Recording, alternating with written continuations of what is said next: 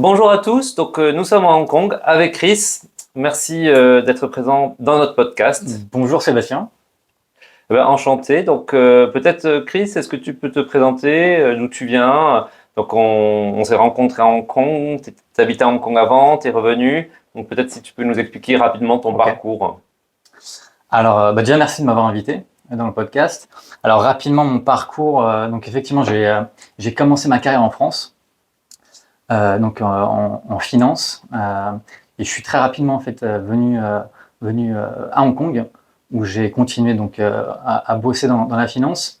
J'ai passé à peu près 6 ans ici, donc de 2013 à 2018, et ensuite je suis retourné faire un passage en France jusqu'à maintenant.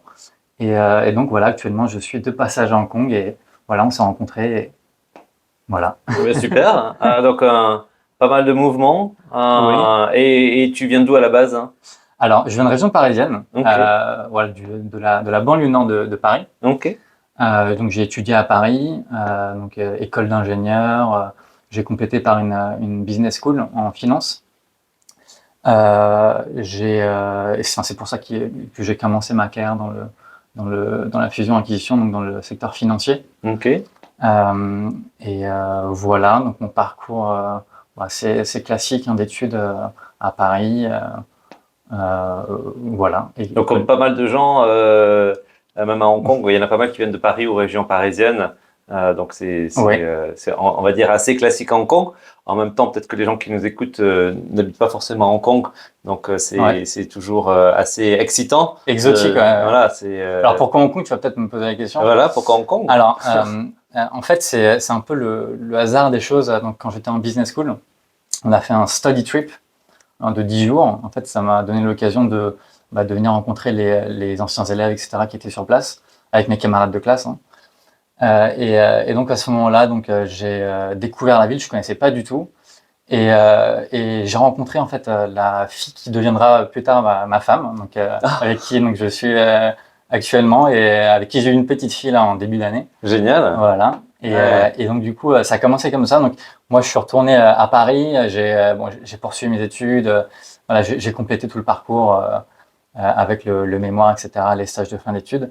Et ensuite, j'ai décidé de directement prendre un billet aller pour Hong Kong et en fait de trouver un job sur Hong Kong. Donc, je suis venu en fait ici un peu en touriste en cherchant un job et bon, ça a fonctionné. Mais finalement, voilà. Okay. Après, j'ai trouvé assez rapidement et puis j'ai enchaîné différentes expériences professionnelles ici. Ok. Et après, le fait de rentrer en France, en ayant vécu à l'étranger, est-ce que c'était pas je sais pas, ça doit changer un petit peu le fait de grandir, d'étudier, de travailler en France, en ayant cette expérience à l'étranger, ça change un petit peu la mentalité, j'imagine, la façon de voir. Ouais, totalement. Et d'ailleurs, maintenant que tu le dis, c'est vrai qu'il y a eu une sorte de choc culturel inversé. C'est-à-dire que finalement, en fait, j'ai vraiment commencé ma carrière. Alors, j'ai fait des stages en France, à Paris, etc.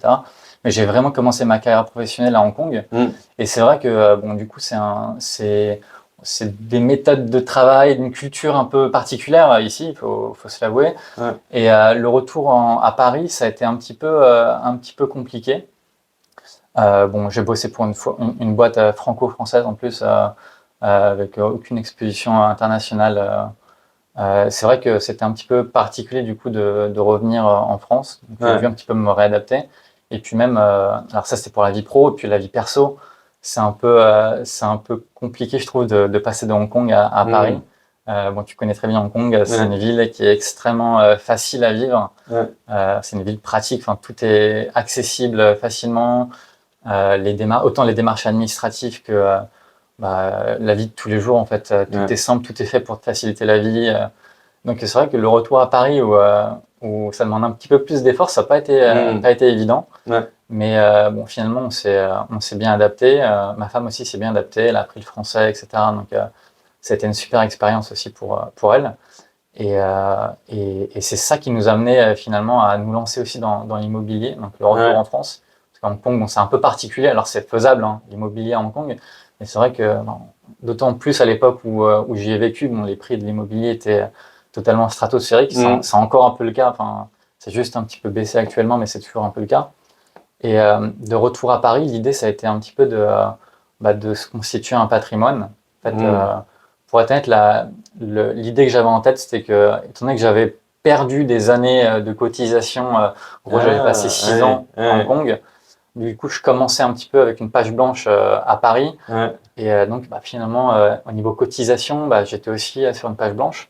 Et ça voulait dire que du coup, j'allais obtenir une retraite très tard et très faible, si j'en ai S'il une, y en a une. je ne sais pas. Donc voilà, En plus, là, on reparle en ce moment, c'est l'actualité de savoir c'est si l'actualité. on va revenir ou Je veux pas pas. savoir.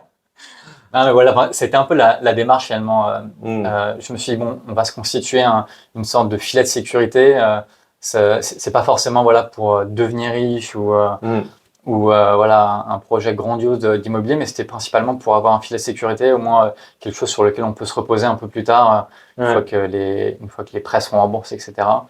Et puis au fur et à mesure, donc je me suis renseigné, j'ai pas Mais, mal de recherches. mais Ouais. juste peut-être si tu peux un peu Ouais. expliquer, je sais pas, est-ce que tu avais des amis, de la famille qui a déjà investi, ou comment tu as fait pour te dire, bah tiens, parce que donc tu dis que tu avais l'envie, mais Ouais. entre l'envie et le passage à l'action, en même temps, Hmm. il faut quand même se renseigner, parce que il y a quand même Ouais. plein de choses à être Ouais, sûr que c'est ça se vrai. passe bien. Donc, est-ce que voilà, Hmm. qui t'a conseillé et comment tu t'es formé? Alors, comment je me suis formé? En fait, je me suis principalement formé en ligne via du contenu gratuit. Voilà, j'ai pas mal lu de blogs, Hmm, j'ai regardé des vidéos sur YouTube de plein de mecs alors qui racontent de plus ou moins, enfin des choses plus ou moins vraies, ouais, qui cherchent plus ou moins à te vendre des formations aussi. ouais. Voilà. Je suis pas spécialement passé à l'acte au niveau de l'achat de formation en particulier, Mais mais t'en as oui, pas fait, hein? non, j'ai pas fait de formation, mais en revanche, j'ai quand même pas mal lu sur le sujet. Hmm, Autant, enfin voilà, des choses que des gens hmm. comment dire, ont expérimenté par eux-mêmes et des trucs un peu plus formels, etc., sur le marché immobilier. Alors, enfin, qu'est-ce qui m'a fait passer à l'action finalement?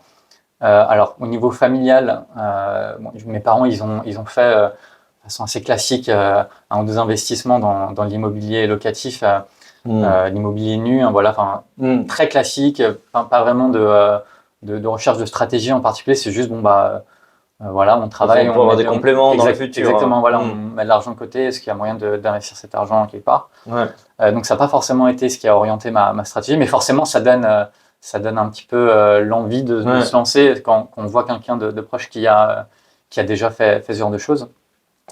Donc je me suis formé perso et ouais, le passage à l'action finalement, c'était de me dire, enfin c'est plus l'urgence en fait. Ouais. En étant rentré en France, je savais que du coup le niveau retraite ça allait être compliqué. Ouais. Donc je me suis dit bon c'est parti, on se lance, on va Et acheter alors, l'immobilier. donc, entre le moment où tu es rentré, Mm. donc tu as trouvé un travail, ton épouse aussi, Ouais.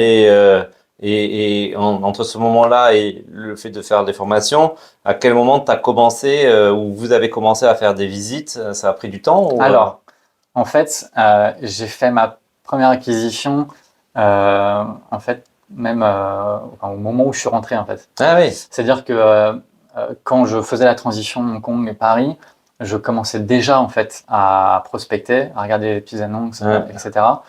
Et d'ailleurs, je crois que la première acquisition, la visite en elle-même, la première visite, ça a été fait par un proche, par mon père, je crois, qui m'a envoyé donc du coup des vidéos, etc., Ouais. pour me montrer le bien. Et du coup, la décision, elle s'est prise finalement entre les deux, entre Hong Kong et Ah Paris. ouais. Et donc, Mais tu n'avais pas de salaire, je veux dire, tu plus d'emploi. alors non, alors comment j'ai fait pour faire la première acquisition? Et c'est important pour expliquer un peu la stratégie. C'est vrai que bon, j'avais mis du coup, j'ai pas cotisé du coup pour la Hmm. CFE en l'occurrence quand j'étais à Hong Kong, mais j'ai fait le choix du coup d'épargner moi-même et Ouais. de mettre un peu d'argent de côté. Du coup, cet argent de côté, il m'a servi comme apport pour Hmm. la première acquisition. C'est Ok. ce qui m'a servi de tremplin.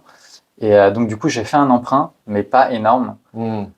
Et du coup, j'ai effectivement trouvé un partenaire financier qui me permettait d'emprunter quand même en n'ayant pas encore. À l'époque, je crois pas que j'étais en train de passer des entretiens, mais j'avais peut-être pas encore de CDI. Ah oui. Ouais. Wow. Effectivement, alors j'ai un peu galéré par contre pour Ouais. trouver le financement, mais ça s'est fait. Et donc, en fait, voilà, la première acquisition, ça a été entre Hong Kong et Paris. Ouais. Honnêtement, ça, c'est pas la meilleure acquisition. Enfin, en termes de rendement, etc., Ouais. c'était pas la meilleure opération. Surtout que j'avais pas encore toutes les ficelles. Au début, je le louais en nu. Ok. Après, j'ai totalement changé de stratégie. Je pourrais revenir dessus, mais en gros, moi, je fais que on fait que du LMNP, Ok. donc de la location meublée, Ouais. non professionnelle. Et cette location meublée, en fait, enfin, c'est un point crucial de la stratégie. Parce que donc ça permet de passer des amortissements comptables sur la Ouais. valeur du bien, donc passer la valeur des travaux aussi, etc. Mais voilà, au début, j'avais pas eu toutes ces stratégies. J'avais acheté, je me suis dit, bon, bah, j'ai du cash pour un apport, je cherche à emprunter le complément, et j'achète un appart un peu de façon classique. Et c'est suite à cette première acquisition, je me suis dit, bon, bah, voilà, alors pour le coup, ça génère du cash flow. Pourquoi? Parce que forcément, quand on a un apport Eh oui. élevé, bah, l'emprunt est faible, donc du Mm. coup, bah, la charge de remboursement mensuel, elle est aussi faible. Donc du coup, le loyer, bon, bah, il est quand même relativement élevé par rapport aux charges qu'on a en face. Donc ça générait du cash flow. Et finalement, en fait, ça m'a aidé parce que donc, une fois que j'avais le CDI, une fois qu'on était donc installé, etc., donc la stratégie, ça a été d'allouer en fait la totalité de notre capacité d'emprunt à l'investissement locatif. Mm. Donc pas du tout d'emprunter pour acheter une résidence principale. On n'a jamais eu une résidence principale d'ailleurs depuis qu'on est en France. Et donc ça c'est un des premiers piliers. Donc aux gens qui se posent la question, est-ce que j'emprunte pour ma résidence principale Ouais. ou du locatif? Alors déjà, je veux juste revenir en arrière. Il n'y a pas de bonne réponse. Je pense qu'il y a pas de parce que tu peux très bien emprunter pour ta résidence principale et te retrouver à faire une plus-value énorme parce qu'il se trouve que la zone où tu as acheté est super porteuse. Voilà, donc je ne veux pas non plus donner de leçons à dire. Et après, je connais pas les statistiques non plus, mais peut-être qu'à pas, quand tu rentres à Paris, que tu vas travailler à Paris, Ouais. vu que les prix de l'immobilier sont très chers, je veux dire, si on veut un 2 ou 3 chambres, voilà, ça peut vite passer au-dessus du million, en fonction des quartiers. Je veux dire, tout le monde n'a pas les moyens non plus. C'est ça. Donc les gens vont plutôt aller sur du locatif et potentiellement faire un investissement. Mais si tu vas sur une ville moyenne, Bordeaux, Lyon ou autre, où les prix sont quand même moins chers, potentiellement, peut-être que ça vaut le coup, ou encore plus petit. Exactement. C'est peut-être ça qu'il faut regarder aussi. Exactement. Bah, tu fais bien de le mentionner. Enfin, c'est un arbitrage à faire, effectivement. Il faut regarder finalement entre le loyer qu'on va payer pour sa résidence principale ou le remboursement mensuel qu'on paierait pour un emprunt qui nous permettrait d'acheter un bien équivalent. Voilà, c'est l'idée. Est-ce que ça fait du sens finalement d'acheter ou de louer si le loyer est significativement plus faible que la charge d'emprunt finalement, bah, ça fait du sens de ne pas acheter et bah, de conserver parce que c'est assez précieux quand même, notre capacité d'emprunt. C'est très précieux. Donc nous, on a fait le choix parce qu'effectivement, on était en région parisienne. Je ne l'ai pas précisé, mais quand on est rentré en région parisienne. Et là, ça faisait plus de sens de tout allouer sur de l'investissement locatif. Et du coup, de louer quelque chose de relativement modeste aussi. Parce qu'aussi, on peut très vite s'embarquer dans une location où on prend très espace et tout, et ça coûte cher. Et donc, du coup, finalement, ça ne sert à rien. Enfin, C'est ça. on perd un petit peu l'intérêt de la location. Donc, et juste, parce que tu as parlé de ce premier bien, juste si tu peux nous dire où est-ce que tu l'as acheté, oui. où est-ce que c'est situé, un petit peu plus sur le bien. Ouais, le bien, alors, il est situé à Deuil-la-Barre. Donc, c'est pas loin d'où j'ai vécu en fait toute mon enfance à Montmagny. Ok. Donc c'est dans le nord parisien. Deuil-la-Barre, ouais, c'est dans le Val d'Oise. Ok. Voilà, c'est à côté d'Enghien-les-Bains, voilà, pour situer un petit peu. Il y a le métro qui y va ou le RER? Non, il y a la ligne H, ok. donc qui va à Gare du Nord. Ok. Voilà. Donc c'est pas la ligne la plus efficace. En tout cas, moi je l'ai prise pas mal quand j'étais étudiant. C'était pas la plus efficace, mais en tout cas voilà, elle est quand même bien desservie pour aller sur Paris. Et il y a quand même une forte demande locative. Alors après, moi j'ai fait ce choix parce que, et je pense que c'est aussi important de le préciser, au début, quand on se lance, on a un peu d'hésitation. Enfin, il y a énormément d'inconnus. Donc, on essaie de réduire un peu le risque en minimisant le nombre d'inconnus. En l'occurrence, investir sur un marché qu'on connaît, dans des quartiers qu'on connaît, tout à fait. ça aide énormément. Et ça aide énormément à passer à l'action. Parce que finalement, c'est vrai que si tu me disais, bon, est-ce que tu serais prêt à investir dans tel quartier que tu connais pas du tout, dans une ville à 3 heures de chez toi, bah, je serais beaucoup plus hésitant, en tout cas pour un premier investissement. Donc c'est vrai que cette proximité, bon, le fait que je connaisse le quartier, les réseaux de transport, voilà, enfin le type de population qui pourrait être intéressée par tel ou tel bien, voilà, ça m'a beaucoup aidé finalement à prendre cette décision. Et donc voilà, c'est ce qui m'a. C'est quoi? Il y a une chambre, c'est quoi comme. C'est un T2, ouais, donc un T2, ouais, il y a une chambre. ok. Ça fait 50 mètres carrés. Ok. Donc, Voilà. au niveau du budget, on est sur quel budget dans cette ville-là? Un budget de mémoire, c'était une acquisition à 175 000 euros. Ok. Voilà. Ok. 175 Sans 000 euros. il n'y avait pas de travaux à faire ou, Et là, en l'occurrence, on a un peu de travaux. C'est un immeuble qui avait 10 ans à l'époque, Ah oui. donc assez récent. Donc assez rassurant aussi. Tu parlais de la localisation, mais peut-être que ça aussi, assez rassurant, en se disant c'est mon premier investissement, je prends pas trop de risques avec les travaux ou autre. C'est peut-être ça aussi. Il y avait peu de travaux. On a quand même retapé la cuisine parce qu'en fait, finalement, il n'y avait rien. C'était vraiment nu. Donc on a installé une cuisine. On a installé vraiment le strict minimum. Je crois on a un petit peu amélioré la salle de bain, mais c'était vraiment du cosmétique. On a passé un coup de peinture. Donc voilà, c'est vraiment de la rénovation de base. Et loué nu en plus après. Et loué nu. D'accord. Loué nu. Donc vraiment, c'était pas optimisé. C'était pas du tout. Ça reflète pas du coup la stratégie qu'on a. Mais t'étais pas. Peut-être que c'était la partie que tu n'avais pas encore vue. C'est ça. Voilà, on se forme sur le tas. Et d'ailleurs, je pense que c'est mieux de se lancer, quitte à faire quelques erreurs, honnêtement. C'est mieux de passer à l'action, de se lancer et on apprend sur le tas et on ajuste au fur et à mesure que de passer des années à réfléchir. Est-ce que c'est la stratégie optimum pour optimiser fiscalement et d'un point de vue opérationnel? Non. On ne cherche pas à optimiser au début, on cherche à passer à l'action. Donc on achète le premier bien et on avise. Mais c'est ce qui m'a mis le pied à l'étrier. Et c'est ce qui nous a motivé après à faire d'autres biens et du coup un peu plus qualitatif. Et donc parce que bon, un nu donc c'est un des baux de 3 ans. Donc ça veut dire que là vous l'avez changé entre temps ou okay. C'est-à-dire que donc il y a eu un changement de locataire, bien sûr. Il y a eu même 2 changements de locataire depuis, je crois. En 6 ans, il n'y a eu que 2 locataires. En l'occurrence, oui. C'est bien, c'est assez stable. Ouais, c'est stable. Moi, je pense que une chambre, c'est pas mal parce que c'est pas mal, des fois, je dis souvent aux clients, les studios, il y a beaucoup plus de turnover. Une chambre, les gens, ils y restent plus longtemps parce que même ils peuvent être en couple. Alors, je suis un peu biaisé parce que du coup, je tends à me diriger plus vers, plus on avance, plus je fais de la petite surface parce qu'en fait, c'est un rendement plus élevé, tout simplement. Et en fait, les dernières opérations que j'ai faites, c'est que de la petite surface. Ok, tu vas pouvoir nous dire. C'est des 13 mètres carrés. Donc en région parisienne aussi. Mais après, voilà, effectivement, sur le turnover, je suis d'accord avec toi. Tu vas forcément avoir un peu moins de turnover sur une chambre parce que les gens, les gens restent plus souvent. Tu peux avoir un couple ou quelqu'un qui est un jeune professionnel qui est installé, qui travaille à côté, etc. Et donc à ce changement, vous l'avez meublé après. C'est ça. Au premier changement. Meublé et donc on a transformé le bail en location meublée. Ok. Donc à partir de là, donc on s'est lancé dans le meublé et on a commencé donc à acheter assez régulièrement du coup des biens en se concentrant quand même sur la région parisienne dans un premier temps. Alors le même endroit? Alors non. Donc ça, c'était finalement mon quartier de naissance, enfin pas de naissance, mais d'enfance, on va dire, que je connaissais bien. Et donc ensuite, on s'est dirigé vers le sud de Paris. Donc on a investi à Gentilly. Ok. On a investi à Gentilly. Alors, je m'étais fixé des règles avant d'investir. C'était pas investir dans des rez-de-chaussée et dans des derniers étages. En l'occurrence, c'est un rez-de-chaussée. Et je me retrouve à avoir investi aussi là récemment dans des derniers étages. En fait, je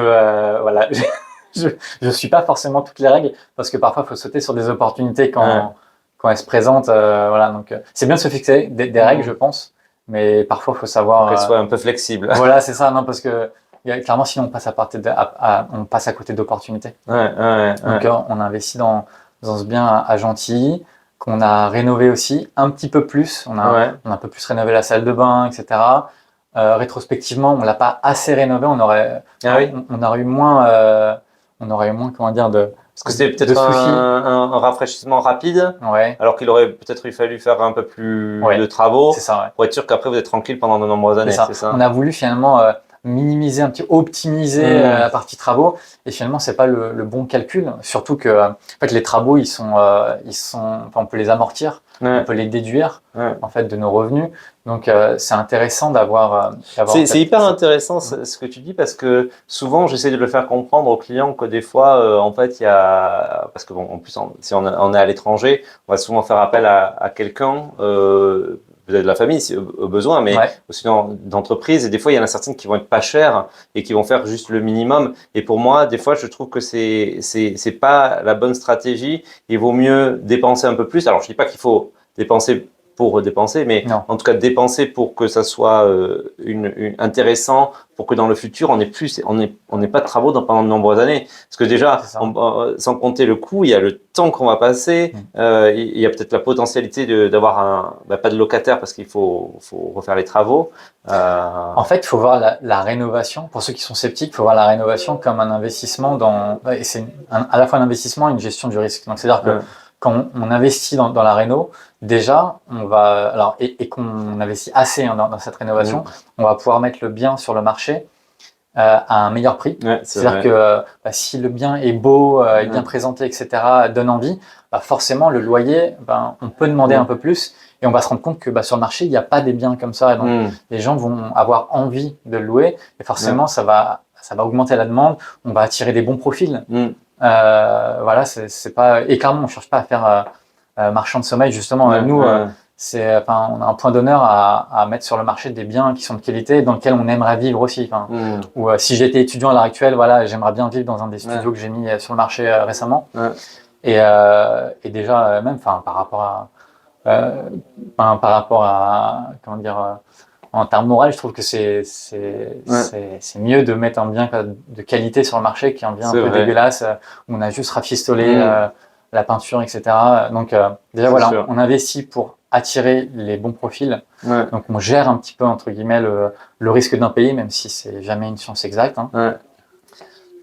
Et puis effectivement, plus on investit au départ, moins on a de risques qu'il y ait des petits soucis sur la plomberie, sur l'électricité, sur tel truc qui casse, voilà. Parce que finalement, c'est moins de soucis plus tard dans la gestion.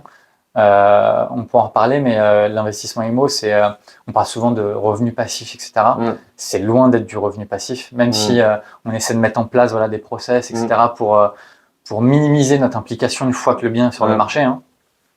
Mais en fait, on a toujours des petits soucis à gérer. Donc, plus la réno est bien faite et de qualité dès le départ, moins on va avoir de soucis par la suite. Et moins on va avoir le locataire qui nous appelle j'ai tel truc qui s'est cassé. Voilà. Bon, oui, et puis en plus, si on réfléchit en stratégie financière, en général, on peut se faire financer les travaux à l'achat en faisant aussi, un crédit global. Alors que quand ça arrive par la suite, c'est compliqué. Souvent, on va sortir du cash. C'est ça. Et donc, est-ce que c'est la bonne stratégie? Peut-être pas. Donc, c'est pour ça que. Tout à fait. Alors, nous, on l'a fait sur quelques acquisitions, donc financé par la banque, du coup, les travaux. Mais on a aussi financé avec notre cash directement certaines rénovations. Mais c'est vrai qu'en termes pour le coup d'optimisation du capital, c'est intéressant de aussi emprunter pour les travaux si les taux sont intéressants. Et donc là, Gentilly, c'était quoi? C'était aussi pareil un T2 ou Non, alors là c'est un studio plus. Donc c'est un studio avec une cuisine séparée. Avec une mezzanine, c'est très sympa, mais c'est vrai que voilà, du coup, on a regretté de pas plus investir dès le départ sur une bonne rénovation. Et à partir de ce bien-là, donc là, il était loué en meublé. Meublé, voilà. Il y a eu un peu plus de turnover, par contre. Donc petite surface, comme tu disais, il y a plus de turnover. Effectivement, du coup, ça entraîne aussi que le bien va être vétuste plus rapidement, c'est-à-dire qu'il va se détériorer plus rapidement. Versus une location nue où là les gens ont tendance à rester plus longtemps, mais du coup il y a moins de turnover, ça va moins abîmer le bien en général. Quoique il y a encore des exceptions, des gens peuvent rester longtemps et totalement te destroy ton appart. Ça dépend. Il n'y a pas de science exacte honnêtement. Mais à partir de ce moment-là, c'est vrai qu'on a fait du meublé Et on n'a pas fait de Airbnb par contre, hein. C'est du meublé longue durée. Ouais, c'est des baux d'1 an. Ouais. Et à partir de ça, donc on a enchaîné sur un autre studio à Asnières cette fois. Ok. Donc nous, on résidait à Donc Asnières. vous avez fait le tour de la région Et parisienne. honnêtement, enfin, tu peux me poser la question pourquoi Gentil? Parce que Gentil, en fait, c'est Ouais. sur la baie pour ceux qui se posent la question. Donc c'est dans le sud de Paris. Ouais. C'est juste, voilà, en épluchant les annonces, on est tombé sur ça. On était un peu à l'affût, voilà, sur tous les sites d'annonces. Et on s'est dit, tiens, c'est un prix intéressant, etc. Pourquoi pas aller voir? Et voilà, à cette époque-là, on faisait des visites un peu partout en région parisienne. Du coup, c'est bien, on a bien visité la région parisienne. Mais je conseille pas forcément, enfin, justement, même en termes de gestion, c'est plus compliqué de se déplacer. Enfin, surtout quand tu fais nord, ouest, oui. sud de Paris. La région parisienne, c'est pas pas très connu pour être facile à se déplacer, enfin, notamment en voiture, enfin, c'est l'horreur. Ouais. Du coup, je conseille pas forcément de se diversifier géographiquement de façon aussi éclatée, on va dire. En tout cas au début. Mais donc suite à ça, donc après Gentil, on a fait Asnières, on a fait un studio. Pour le coup, on a fait un studio dans l'immeuble où on vivait. Ah ouais. Alors, histoire, enfin anecdote un peu rigolote, on a trouvé le bien en descendant en fait les poubelles. Il y avait quelqu'un en bas de l'immeuble qui était totalement désorienté. Enfin, on s'est rendu compte que c'était un voisin qui vivait en fait 2 étages en dessous de nous. Et en discutant avec lui, etc., on s'est rendu compte qu'il allait bientôt vendre son bien, c'était un studio. Ouais. Et voilà, comment dire, on a enchaîné sur cette acquisition. Donc là, c'est pratique en termes de. Il n'y a pas beaucoup de déplacements. Non. Du coup, c'est très bien en termes de gestion. Ouais. Justement, ce bien-là, on avait testé un petit peu le mode Airbnb. Ah oui. Parce qu'on s'est dit, tiens, si on doit tester l'Airbnb, c'est maintenant, parce que c'est en bas de chez nous, donc c'est facile. Mais on a vite abandonné parce que même en bas de chez soi, c'est beaucoup de gestion, beaucoup de rotation en fait. Alors on peut mettre des limites de jours, etc. Beaucoup de rotation. Après, on a vu aussi c'était des durées de combien que vous faisiez? C'était genre des 2 nuitées, 3 nuitées. Et c'est vous qui vous occupez de tout aussi, ouais. du ménage et tout? Ouais. Ah oui. Et donc, ouais. Et vous travaillez tous les deux? Ouais. Honnêtement, compliqué. Après, honnêtement, c'est faisable. Hein. C'est faisable. Mais franchement, c'est pas se rendre la vie facile que de se lancer là-dedans. Et justement, à l'époque, j'avais cherché un peu est-ce que ça vaut le coup de faire appel à une conciergerie qui va s'occuper de tout, etc. Clairement, en région parisienne, en tout cas à l'époque, pour un bien, c'était mort. Enfin, c'est-à-dire qu'ils voulaient même pas en parler parce qu'ils aiment bien avoir un portefeuille de biens à gérer au même endroit, etc. C'est plus facile pour eux pour envoyer des gens. Donc, j'ai pas trouvé. Après, je sais pas actuellement si ça existe des conciergeries qui s'occupent de peu de biens comme ça. Moi, j'en connais certaines, probablement, mais parce qu'elles ont tout un réseau. C'est ça, elles ont déjà d'autres biens à gérer à côté. La seule chose que je me pose la question, c'est à Asnières, parce que dans le 92, il y a interdiction de louer en Airbnb. Alors maintenant, donc c'est là où je sais pas s'il y en a beaucoup qui nous a incité à arrêter. Enfin, la réglementation qui évoluait tous les 4 matins, ça, franchement, c'est lourd. En France, on est les rois pour ça. Enfin, tous les trimestres, il y a un nouveau truc qui tombe. C'est vraiment l'instabilité sur la réglementation. Et puis la gestion, honnêtement, ça nous gavait un peu de gérer ça nous-mêmes. Et surtout pour le revenu. Alors, le rendement, il est meilleur. C'est sûr. Par rapport même à la location meublée longue durée.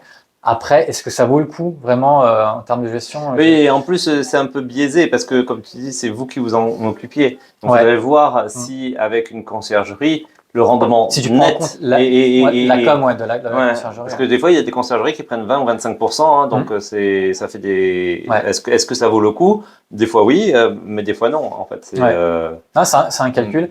Nous, on s'est dit c'est pas spécialement pour nous, même si on voyait qu'il y avait un vrai potentiel pour si on avait un taux d'occupation élevé et qu'on faisait tourner ça. parce que la demande était là quand même. Voilà, la demande était là. La demande, région parisienne, tous les touristes et tout qui viennent et qui veulent. Asnières, c'est hyper bien, desservi pour Saint-Lazare. C'est ultra facile, surtout qu'on était en face de la gare. Donc très très facile.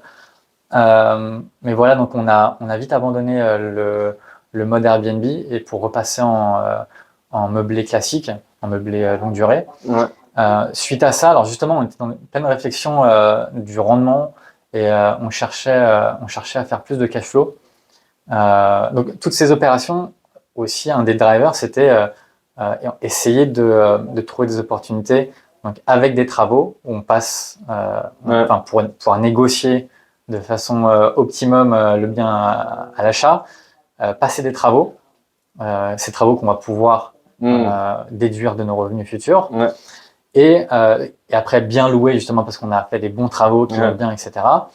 Et in fine avoir du cash flow. Donc, du cash flow, c'est-à-dire qu'une fois que tu touches tes loyers et que tu as payé toutes tes charges, emprunts compris, bah, il reste de la trésorerie dans les caisses. Donc c'est ce qu'on a réussi à faire. Forcément, ça aide aussi d'avoir le premier appart au départ qui est financé avec une partie de cash, parce que forcément, bah, ça fait de la trésorerie qui rentre. Et cette trésorerie, c'est important bah, du coup de la conserver, de l'accumuler, parce qu'elle permet de faire de s'accumuler pour faire un autre apport pour une prochaine opération.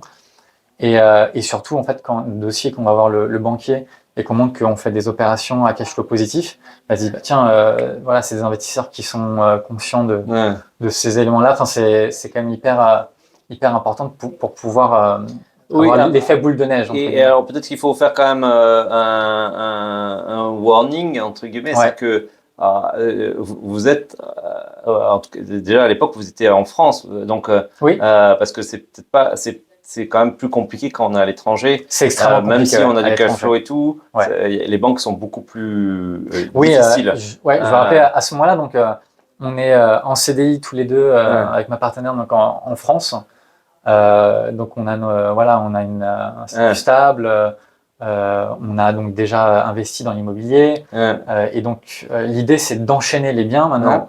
En allant chercher des biens à cash flow, donc typiquement voilà, acheter entre guillemets pas au rabais, mais enfin bien négocier quart vétuste, faire des travaux, obtenir des cash flows et enchaîner un nouveau bien parce que finalement notre capacité d'emprunt elle augmente ou elle diminue pas trop parce qu'on arrive à avoir de la trésorerie supplémentaire et on a de l'apport aussi qui rassure la banque. Donc c'est un cercle vertueux finalement. Donc naturellement on s'est posé la question bon bah qu'est-ce qui fait du rendement, qu'est-ce qui fait du cash flow. On a étudié un peu tout ce qui se fait sur le spectre. En gros, on a si on résume le spectre du rendement, risque-rendement, tu as la location nue qui est peu de risque, mais rendement relativement faible en termes de rendement financier. Après, tu as la location meublée classique, longue durée, location meublée mais court terme, donc Airbnb typiquement, encore plus de rendement. Tu peux avoir aussi tout ce qui est mode colocation, donc tu achètes un grand bien. Que tu le subdivises pas comme à Hong Kong, hein, mais tu l'agences de façon à en faire une belle coloc et donc là tu augmentes le rendement. C'est vraiment intéressant en termes de rendement pur, c'est clair, mais beaucoup plus de gestion. De toute façon, il faut savoir que dès que tu gagnes quelque chose, tu vas perdre d'un autre côté. Donc là, colocation, tu gagnes en rendement, mais tu perds en passivité du revenu parce que tu as beaucoup plus d'implications.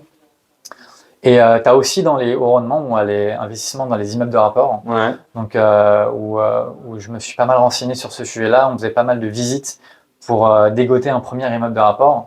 Et donc on s'est lancé, c'était en 2021 ou 22 je crois. Donc on a acheté un immeuble de rapport, donc pas en région parisienne pour le coup, parce que c'était c'est impossible, c'était hors de prix.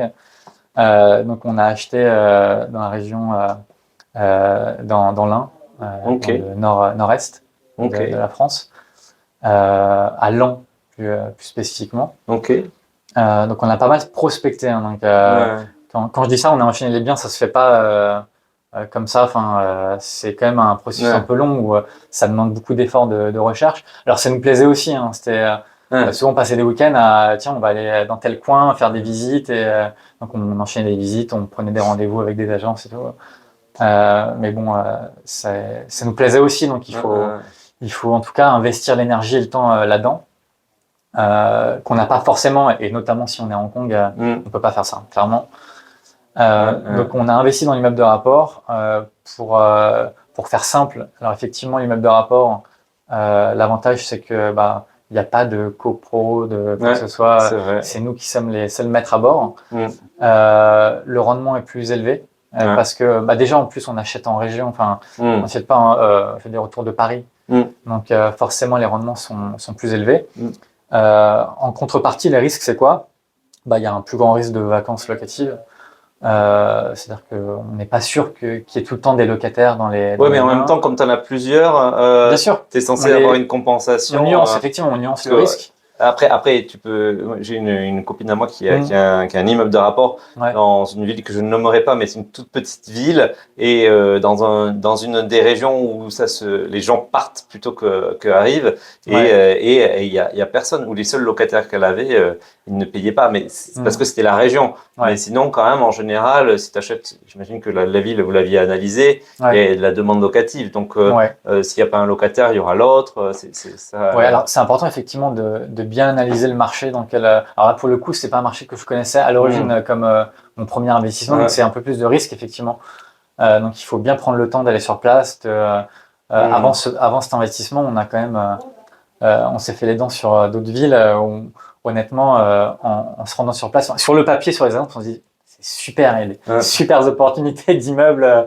Donc en se rendant sur place, on se rend compte en fait que tu vois le tissu social qui est totalement dégradé. Là où tu avais des usines à l'époque, il n'y a plus d'usines. Donc en fait, il n'y a plus de jobs sur place. Honnêtement, et même quand tu vois de la détresse sociale en fait. Et tu te balades dans les rues, tu vois plein de magasins qui sont fermés. Des locaux commerciaux vides. C'est pas forcément bon signe. Et en discutant aussi avec les gens, tu te rends compte que c'est pas spécialement l'endroit où investir, même si les prix sont attractifs. Tu regardes le prix au mètre carré, tu touches des trucs à moins de 1000 euros du mètre carré. C'est courant même dans certaines villes, parce que le tissu social s'est dégradé et l'économie est au plus bas. Et donc nous, on a évité d'investir là-dedans. On regarde finalement les centres attractifs un peu, donc les pôles d'emploi. Et alors pourquoi cette ville? Est-ce qu'elle est connectée à quelque chose? Qu'est-ce qu'il y a alors en fait, nous on se baladait un peu dans la région au moment où on a découvert cette ville. Je connaissais pas du tout à l'époque. On faisait d'autres visites, il me semble, autour de Soissons, autour de Reims, etc. Et finalement, donc on est tombé par hasard en roulant sur cette ville, parce qu'elle est située en hauteur. En fait, c'est très joli. C'est d'ailleurs une des anciennes capitales de France. Je savais pas. Ok. Il y a donc en haut de la colline, il y a une cathédrale qui est d'ailleurs la cathédrale qui a servi de modèle, d'exemple à Notre-Dame de Paris. Donc, intéressant. Superbe cathédrale sur les hauts de Laon, le vieux Laon, ce qu'on appelle le vieux Laon, parce que tu as une nouvelle ville aussi qui est en bas, qui elle est desservie par les transports, par le train à la région parisienne. Donc en fait, on s'est rendu compte qu'il y avait quand même pas mal d'activités. Tu as une préfecture, tu as des écoles, des IUT, un hôpital, il y a quand même de l'activité. Même si, en toute transparence, c'est pas la région parisienne. Donc, on savait qu'on prenait un peu plus de risques aussi en termes de vacances locatives et de profils aussi qu'on pouvait attirer. Mais on était assez confiants sur la proximité avec ces centres d'attractivité finalement et d'emploi. Donc, ça nous a rassurés et on s'est lancé. On a remis, je pense, 1 ou 2 offres avant sur d'autres immeubles qui sont pas passés. Et finalement, on a réussi à obtenir un rapport. Et dans cet immeuble, il y a quoi? Il y a combien de lots? Il y a 5 appartements et un local commercial au rez-de-chaussée. Donc 5 appartements. J'ai pas été exact, mais en gros, tu as un studio et le reste, c'est du T2. Ok. Voilà. Et là, on est sur quelle valeur à peu près de l'immeuble? Une valeur, alors à l'acquisition, parce que, alors je vais revenir du coup sur un point important, c'est la perte ou le gain en capital, mais donc en gros l'acquisition c'était autour de 240, 250 000 euros. Donc quasiment comme un T2 en région parisienne. C'est ça, voilà. Donc pour cette somme-là, donc on avait effectivement plusieurs lots. Alors ça diversifie aussi les appartements et donc ça mitige un peu le risque, effectivement, parce que même s'il y a un impayé, c'est moins grave. Alors, c'est toujours galère, mais c'est moins grave que si on a un bien qui ne paye pas. Après, qu'est-ce que je voulais dire? Et juste avant que parce que je sais ce que tu veux dire, mais juste pour les travaux, est-ce que tu avais des travaux à faire ou pas, ou celui-ci il était en bon état? Non, il y avait des travaux. Et les travaux, alors, par contre, il était en partie occupé. Ah oui. Donc ça a aidé aussi d'ailleurs pour le dossier de financement parce que on a quasiment tout financé, on a tout financé sur ce bien-là par l'emprunt. Et ça a aidé parce que il y a déjà des revenus en place. En revanche, c'était de la location nue. Donc ça nous embêtait parce que nous, du coup, depuis, on était passé au meublé. Et donc, la priorité, ça a été au fur et à mesure des rotations. Donc, dès que les locataires s'en allaient, on rénovait déjà dans un premier temps. Et ensuite, on passait en bail meublé. Et donc là, à l'heure actuelle, tous les logements sont en bail meublé et ont été rénovés aussi. Donc, à la fois, on améliore l'actif parce qu'on le rénove et en plus, on passe sur un régime fiscal qui est plus intéressant. Et tu étais en train de parler avant, je pense que tu voulais parler de la valeur du bien. Je te parlais de la valeur du bien. Oui, c'est ça. Ouais. Oui, alors, effectivement, c'est typiquement le même prix qu'un T2 en région parisienne. Il faut quand même garder en tête qu'un T2 en région parisienne, c'est assez rare en général qui perdent de la valeur, donc qui perdent en capital sur investissement. Parce que au pire, ça stagne et au pire, dans 10 ans, tu le revends à peu près le même prix, même, en général, quand même un peu plus. Donc, tu as une plus-value finalement en région parisienne ou en région tendue finalement. Sur un bien comme un immeuble de rapport dans ce type de région, c'est un peu le risque. Alors certes, tu vas avoir plus de rendement, donc tu vas vraiment générer du cash flow tous les mois et donc accumuler de la trésorerie.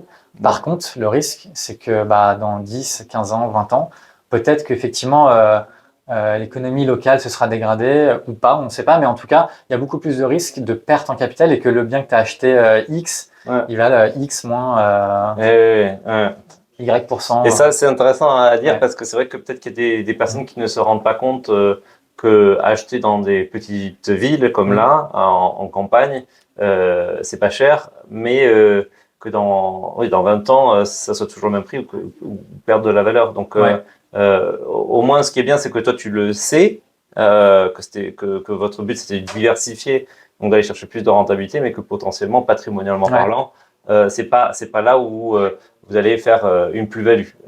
Je pense pas, non. Je pense pas.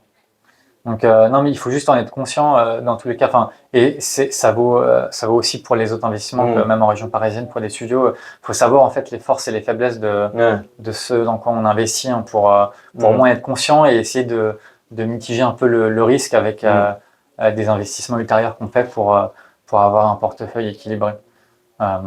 Et voilà. Donc immeuble de rapport, finalement donc cash flow, rentabilité, mais plus gros risque. Vacances et perte en capital, etc. Suite à ça, finalement, on n'a pas enchaîné d'autres immeubles de rapport. On est revenu en région parisienne, un peu de façon opportuniste, c'est-à-dire que nous, on source les biens de façon très classique, honnêtement, avec les petites annonces, etc., ou le bouche à oreille, on entend parler de tel ou tel bien. Et donc, on a enchaîné en fait sur des biens en région parisienne, à côté de chez nous, à Asnières. Où pour le coup on s'est concentré sur les très petites surfaces. C'est ce que tu disais au début. 13-14 mètres carrés, où là, clairement aussi notre valeur ajoutée, ça a été de repenser un peu les plans, parce que souvent c'est stratégique de bien aménager des petites surfaces pour qu'ils soient vivables et qu'ils soient agréables. Et ça a été, je pense, notre force et ce qui a fait que les biens ont bien fonctionné, en tout cas qui fonctionnent parce que les petites surfaces comme ça, c'est pas très cher, hein. C'est moins de 100 000 euros. C'est ça. En gros, on en a fait même en dessous de 100 000 euros, entre 90 et 120, 130. Et après, il faut investir un petit peu pour reconfigurer un peu. C'est ça. Donc là, pour le coup, rénovation, réaménager le bien. Alors parfois, on a fait des visites où on ne se sentait pas vraiment à l'aise, parce que vraiment, c'était dans son jus. C'est là où quand on a un peu plus d'expérience, c'est plus facile de se projeter parce qu'on a déjà vu des exemples de belles rénovations et on sait que finalement le parquet est dégueulasse, les murs sont c'est limite parfois insalubre. On se dit comment on peut vivre là-dedans, quoi. Et finalement, voilà, faut avoir la clarté d'esprit de se projeter, de voir le bien une fois réaménagé. Et, et donc, ça a été un petit peu notre force, je dirais, dans ces investissements, surtout dans les petites surfaces où c'est vraiment critique de bien réaménager. Plus aussi la déco, mine de rien, c'est le homestaging, la déco, la phase de mise en location, c'est hyper important. Et ça, c'est vous qui vous en occupiez? Ouais. Alors, la réno, non. La réno, on fait appel à un professionnel. Ouais. En revanche, tout ce qui est homestaging, déco, c'est nous. Okay. Alors, avec ma femme, on adore chiner, en fait. Donc, on fait les encombrants. Donc, vous pouvez nous retrouver à Asnières à travers les rues à chiner, parce que franchement, les gens, ils jettent plein de trucs, ils jettent des trésors, des trucs qu'on peut récupérer, retaper, ou parfois même pas. Parfois, c'est des trucs qui sont directement réutilisables. Et autant des éléments de déco que de l'ameublement. Donc, c'est une mine d'or, honnêtement, donc, qu'on a exploité à fond. Et en général, c'est des objets qui ont vachement de cachet aussi. Donc, on essayait on essaie toujours de mettre des éléments dans la déco qui sont un peu particuliers. Je sais pas, ton avis, c'est quoi en général qui plaît le plus aux gens quand ils visitent nos appartes? Est-ce que tu as une idée?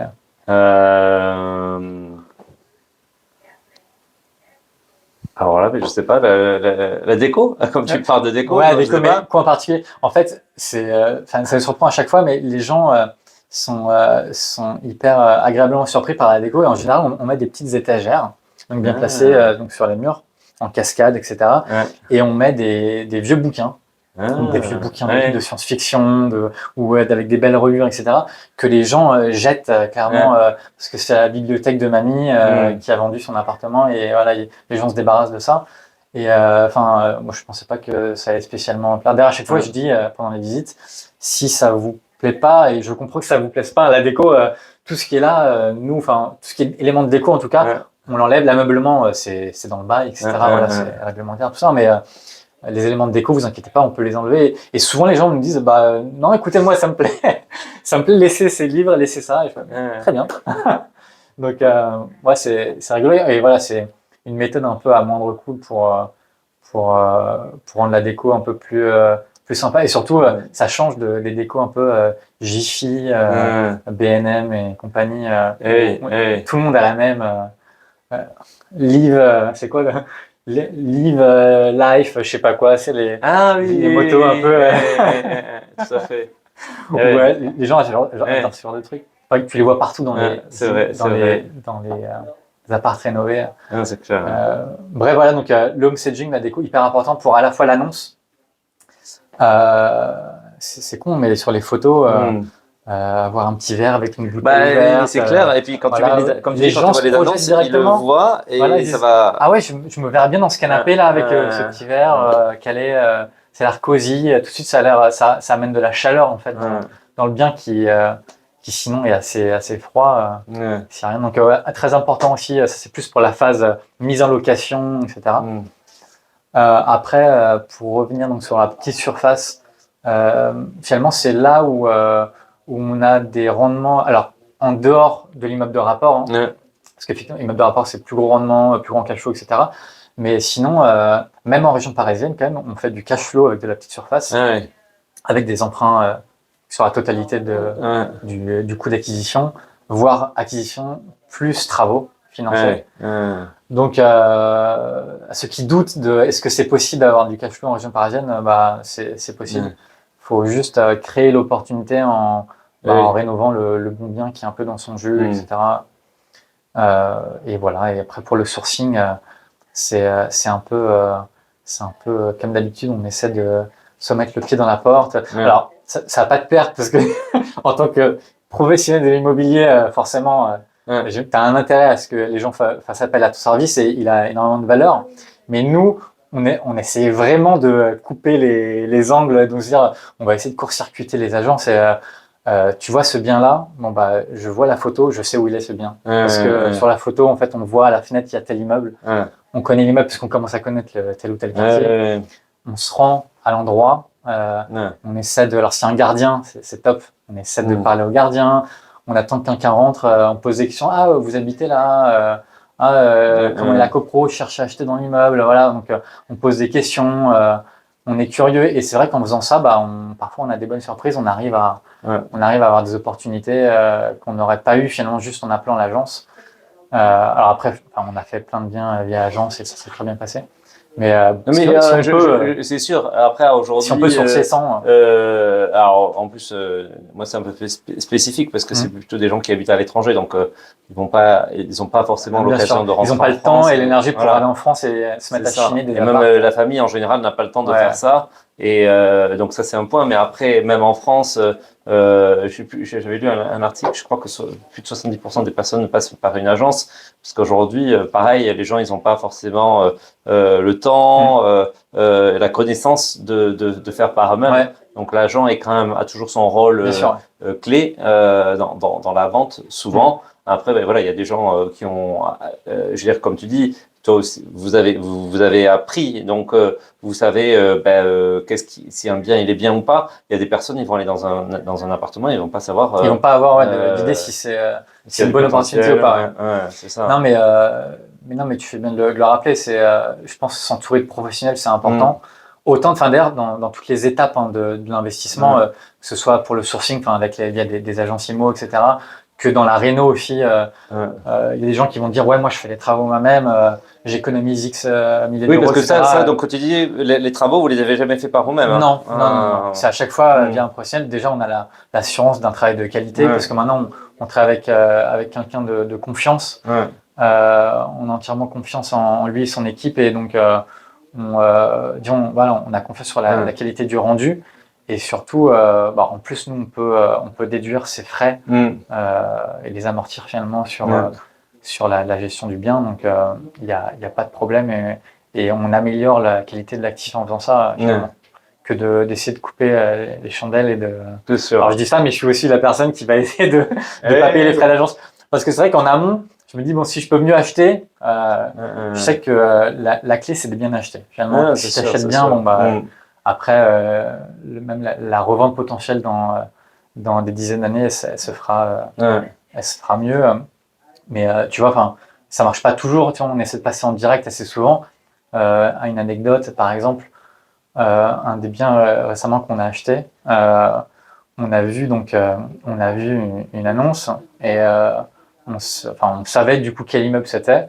On a essayé de se rendre sur place. Donc on a contacté, on voit des gens discuter en bas de l'immeuble, on commence à discuter avec eux. On a le contact de la gardienne via ces gens-là. On appelle la gardienne. Voilà, on essaie quand même de faire pas mal de démarches. Et la gardienne nous dit effectivement, il y a 7 appartements qui est en vente. En plus, il est vide depuis très longtemps.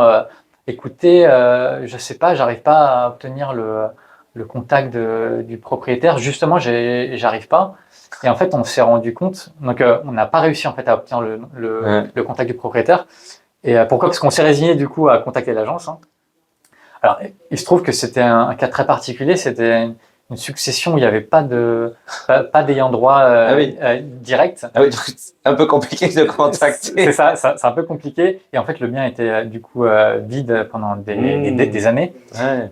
Et finalement, en fait, c'était un dossier qui est tombé chez un généalogiste. Et il y avait plus de 45 ayants droit. Donc, il y avait quand même des ayants droit, des descendants, mais pas direct. Alors, c'était vraiment l'arbre généalogique. Donc, tu t'imagines 45 ayants droit. Donc voilà, on n'allait pas s'amuser à contacter 45, surtout les identifier. C'est un autre boulot, c'est un vrai boulot d'ailleurs, ce que font les généalogistes. Mais donc voilà, ça marche pas toujours. Alors, pour nous, c'était quand même intéressant d'essayer, tu vois, mais ça marche pas toujours. Et voilà, pour le coup, on est passé de l'agence, c'est très bien passé. Et voilà. Et je me posais une question, là on parlait des travaux tout à l'heure. Est-ce que tout ce qui est DPE, c'est quelque chose que vous faites attention à l'achat, à la rénovation? Alors, on fait attention dans le sens où juste on est conscience de quel niveau de DPE on achète. Et d'ailleurs, souvent, tu t'imagines, vu qu'on achète du vétuste, c'est du DPE un peu bas, quoi. Du FG, tu vois. Mais l'idée, c'est quand tu rénoves, t'isoles, c'est une partie de la rénovation. Donc vous prenez en compte cette exactement, partie-là. on prend en compte pour... et et ça fait partie aussi de la négo. Ouais, les tout à gens fait. savent très bien, bon, bah, G, tu peux plus louer actuellement Mm. du G. F, c'est bientôt, je crois, c'est dans Ouais, un ou dans deux deux ans, il ans. me semble. Ouais, Voilà. ouais. Après, ma vision perso, plus vision macro, là, je sais pas honnêtement ce que font les gens qui mettent en place ces lois Ouais. d'interdiction de location, parce que je sais pas comment est-ce qu'on va rénover le parc immobilier français en si peu de temps. Là, en quelques années maintenant, on doit rénover tous les... Ouais. j'ai pas les chiffres en tête, mais des Des logements centaines de milliers classés de. F, il y en a des Ouais, centaines de ouais, milliers. Donc, ouais. bah, il faut que les gens ils aient les liquidités pour pouvoir financer Mm. ça. Des propriétaires, enfin que ce soit leur Mm. résidence principale d'ailleurs ou même du Ouais, locatif, hein, il faut trouver bah, la trésorerie pour financer tout tout à ça. fait. Donc déjà il y a une affaire de financement. Mm. Alors ils essaient de trouver des aides, etc. Mais Ouais. honnêtement, moi, j'ai jamais eu un prêt à taux zéro ou une aide, Non, parce qu'il ma prime, il faut passer ma prime par rénov. une personne spécialisée. Ouais, Il ouais, non. faut faire Mais des travaux spécialisés. Et en fait, j'ai jamais rien qui touché coûte plus des aides. cher que si toi tu le Ouais, faisais c'est avec ça. un J'ai jamais rien entrepreneur. touché de ces aides-là et Ouais. c'est honnêtement un peu frustrant. Donc, ouais. Pour moi, il y a le pro et le cons. Mm. Quand même, aujourd'hui, en fait, l'objectif de l'Europe en 2050, c'est de devenir le premier continent neutre en carbone. L'immobilier représente plus de 30% des gaz à effet de serre.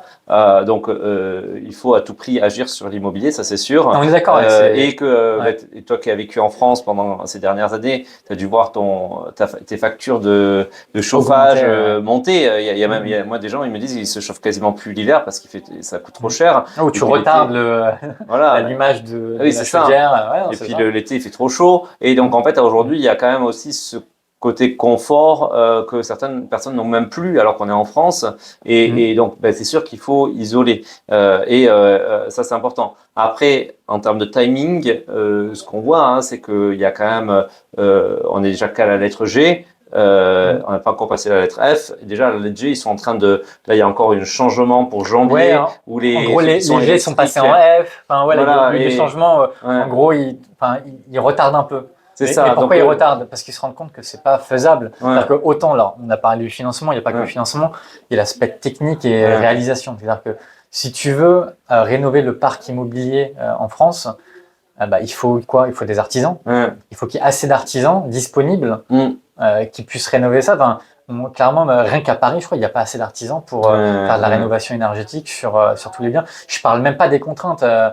Rénover dans un bâtiment haussmanien classé Mais ça va être le gros challenge où parce tu dois que isoler de l'intérieur ouais, et perdre X mètres carrés c'est ça. à 12 000 euros du mètre carré.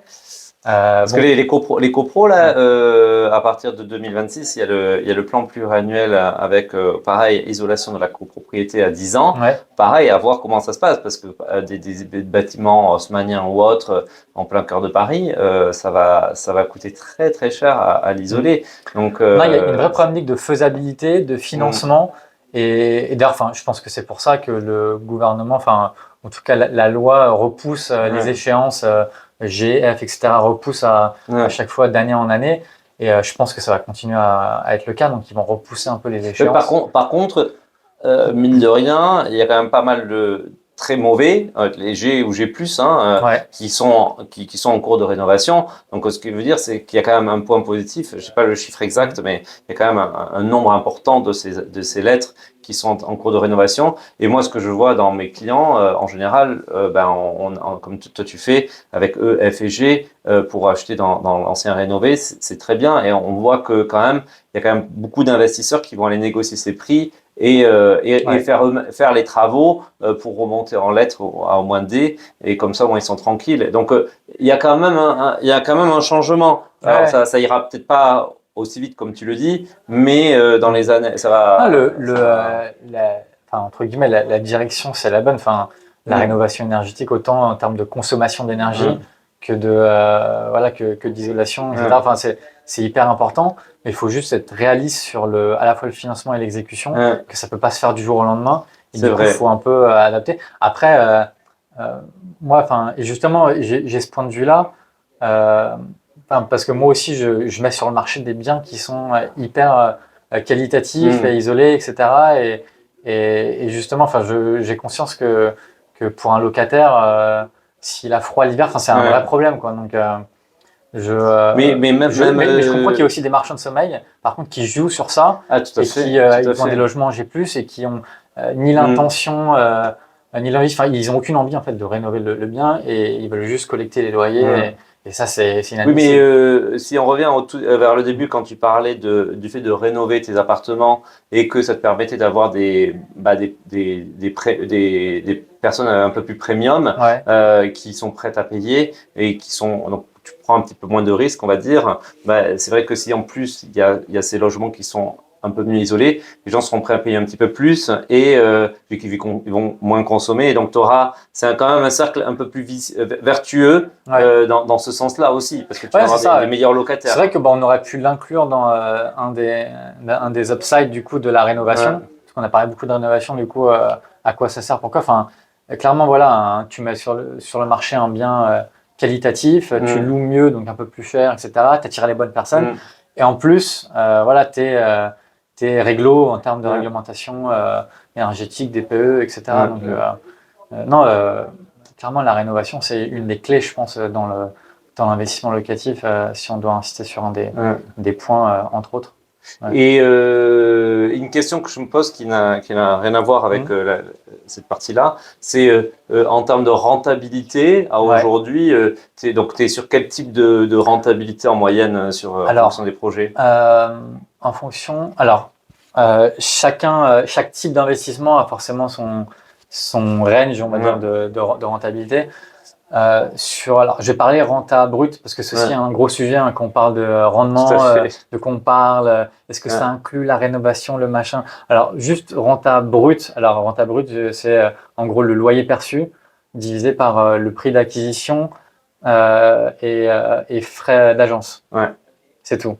Pour ouais, moi, enfin, c'est ouais. le brut brut. Donc brut, brut. Voilà. Et encore, enfin, je pourrais faire brut brut, juste prix d'acquisition Ouais, sans frais d'agence et tout, mais j'inclus les frais d'agence parce que souvent ils sont inclus ouais. quand même. Pour les premiers investissements, c'était pas spécialement optimisé, c'était autour de 6% Ok. en région parisienne. Mhm. Immeuble de rapport, c'est plutôt entre 11 et 12. Ok. Voilà. Et pour les plus petites surfaces, justement ce que je disais, sur lequel je me suis Ouais. concentré sur, enfin on s'est concentré sur, enfin plus récemment, c'est plutôt du 7, entre 7 et 10%. Ok. Voilà. Ouais, donc c'est des belles rentabilités C'est des belles rentabilités qui te permettent d'avoir du qui, cash flow. voilà, qui permettent à chaque fois d'avoir du cash flow. Alors parfois, pas beaucoup, hein, c'est-à-dire Ouais. que faut pas s'imaginer qu'en achetant un 13 mètres carrés en région parisienne, on va faire 1000 euros de cash flow par mois. Hein. Non, ça on rêve. En même temps, est-ce que le loyer est à 1000 euros? Bah non, non, non, mais il faut être réaliste. Oui, oui, oui, c'est sûr, Mais c'est par sûr. contre, ça change tout entre Mm, un cash flow positif et un cash flow négatif. mm, mm, Dans mm, un cas, bah, il faut débourser de l'argent tous les mm, mois. Et dans un autre cas, bah, on accumule un peu de trésor, même si c'est pas ouais, énorme, on accumule un peu de trésor qui sert. D'ailleurs, c'est important de le dire. Je pense que cette trésor, elle peut servir aussi, elle doit servir en partie à créer une poche un peu mm, de liquidité pour faire face à des imprévus. Parce qu'il y a toujours, et la toiture de l'immeuble, ouais, voilà, elle est à réparer, ou la ouais. chaudière, le machin. Un Donc, petit coup de peinture, ouais, il y exactement. a toujours des choses, hein. Donc, on met de côté une partie de Ouais, la trésor pour mm, faire face à ces imprévus. Parce que dans la vie d'un bien, on sait très bien que, surtout, enfin, les prêts en cours, c'est quoi? C'est entre 20 et 25 ans, en gros. Hein. ouais, ouais, Donc on sait qu'entre 20 et 25 ans, il va y avoir des ravalements de façade, il ouais. va y avoir la toiture potentiellement qui va tomber aussi, enfin qui va tomber, Ouais, ouais, dont la il y a rénovation souvent des choses va à tomber. refaire, ouais. Il y a toujours des trucs à faire, donc c'est bien d'anticiper, parce qu'on a tendance à voir le Mm, rendement à l'instant T. mm, Et en fait, alors si tu prends vraiment le point de vue financier, tu ferais un modèle financier où tu calcules ton taux de rendement interne, ouais, le TRI, et effectivement tu prends en compte tous tes cash flows, donc les rentrées de ouais. trésorerie, mais aussi Les sorties. les sorties. Donc Ouais, peut-être tous les 5-7 ans, tu vas avoir un ouais, gros poste de dépense parce qu'ils vont refaire, je sais pas, ils vont faire le ravalement, après ils vont faire la chaudière, après ils vont faire ci ou ouais, ça. Et honnêtement, je j'ai pas pris une approche ultra financière, même si j'ai un background finance, etc. J'ai pas pris une approche ultra détaillée de modèles Parce qu'il y a, c'est vrai qu'il y a financiers. certaines personnes qui ont vraiment des tableaux très Ouais, ouais, développés. et c'est bien, c'est-à-dire que oui, Hmm. tu peux modéliser ton investissement Ouais. sur la durée de ton prêt et te dire, bon, bah voilà, mon taux de rendement interne, il va être de temps. C'est super. Seulement, donc, ça prend pas en compte pas enfin, la vraie vie, finalement. Il y a toujours des imprévus que tu peux pas anticiper, spécialement. Enfin, tu peux anticiper, mais ce sera jamais exactement comme sur ton modèle, premièrement. Et surtout, en fait, surtout pour les gens qui nous écoutent et qui sont relativement analytiques, qui ont un mode de pensée très analytique, très dans les idées, dans la planification, etc. Ce qui a beaucoup été mon cas, je pense. C'est un peu paralysant. C'est-à-dire qu'on a tendance à se faire le gros modèle financier qui est super complexe, c'est une usine à gaz où on prend tout en compte, le ravalement dans 7 ans, etc. Sauf que dans la vraie vie, ce ne sera pas comme ça. Et surtout, en fait, ça nous empêche de passer à l'action maintenant, en fait. Et encore une fois, c'est mieux de passer à l'action maintenant et même de le faire de façon sous-optimum, tu vois, que de faire son modèle financier et de se dire, là, c'est vrai que c'est la meilleure opportunité, j'ai trouvé, bon, elle est déjà partie, le temps que tu finisses ton modèle financier, machin. Oui, parce que le gars à côté qui n'a pas fait de modèle, c'est une vraie bonne opportunité. elle reste pas longtemps sur le marché, voilà. Donc, il faut. Non, mais et en plus, dans l'ancien, l'avantage qu'on a, c'est qu'on peut faire une offre et après se rétracter. Tant qu'on n'a pas signé le compromis. Donc, des fois, ça laisse un mois. Et au pire des cas, et c'est là où on peut, si vraiment on aime faire ces analyses, c'est là où on peut faire pendant ce mois-là, tout ces D'où le conseil finalement, c'est de passer à l'action en fait, c'est faire des offres. D'ailleurs, je pense que c'est comme dans tout, quand tu vas être bon dans quelque chose, en fait, faut en faire, faut en enchaîner et augmenter la fréquence finalement, quitte à sacrifier un peu la qualité au début, parce que forcément, au début, t'es débutant, tu ne connais pas trop. Fais des offres, même des offres un peu parfois outrageuses, enfin des offres un peu trop basses, tu vois, pour le marché. Mais bon, fais des offres, tente, et puis effectivement, il y en a plein qui vont pas passer. Au bout d'un moment, ça va passer. Et en plus, entre-temps, tu peux te rétracter, tu peux te rendre compte que non, finalement, j'ai lu les PV d'Assemblée Générale et il y a tel ou tel truc qui m'embête, voilà. Tu peux te rétracter. Donc effectivement, c'est mieux de passer à l'action et ensuite un petit peu réfléchir. Et voilà, pour revenir à l'anticipation et le modèle financier, tu peux rentrer dans les méandres d'un modèle financier ultra complexe. Et je pense que ça apporte pas énormément de valeur. Pourquoi? Parce que au final, l'investissement immobilier, c'est vrai que je l'ai pas dit, je pense que c'est un des premiers commentaires que j'aurais dû dire. C'est pourquoi l'immobilier d'ailleurs, à la base, parce qu'en France, c'est quand même un des seuls investissements qui nous permet d'investir avec l'argent de la banque. Donc, c'est pas notre argent. Donc, d'utiliser l'effet de levier, on est d'accord. Donc, la banque nous prête de l'argent qu'on n'a pas pour investir dans un actif donc, qui va s'apprécier potentiellement en valeur ou en tout cas générer du rendement année après année et qui va se payer potentiellement tout seul, voire générer de la trésorerie année après année. Et à la fin, dans 20 ans, 25 ans, il nous appartiendra avec de l'argent qui ne nous a pas appartenu à l'origine. Donc en fait, le TRI, en fait, il est énorme. C'est sûr, c'est sûr. Donc oui, on peut faire plein de calculs financiers complexes, mais pour moi, c'est un no-brainer, l'investissement IMO. C'est utiliser l'effet de levier pour des actifs qui sont relativement stables et safe. Je pense aussi que c'est pour ça que les Français adorent l'investissement IMO. On a des taux fixes.